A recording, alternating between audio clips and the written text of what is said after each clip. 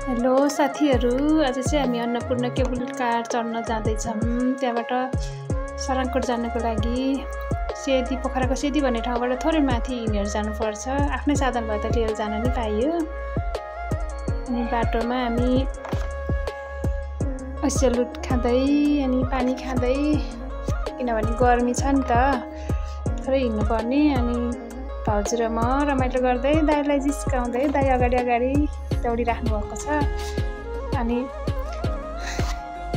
हामी पछाडि पछाडि। अनि अब इन्ट्रान्स गेट आयो केबल कार चढ्न जानको लागि। अनि अब दाइ चाहिँ टिकट काट्दै हुनुहुन्छ। एकछिन वेट गरेर चाहिँ हामी अब केबल कार चढ्नतिर लाग्यौँ। केबल कार पनि अब चढ्यौँ अनि लागियो। दाइ चाहिँ थोरै डराउनु हुँदो रहेछ। ल सराङकोट पनि आइयो हामी।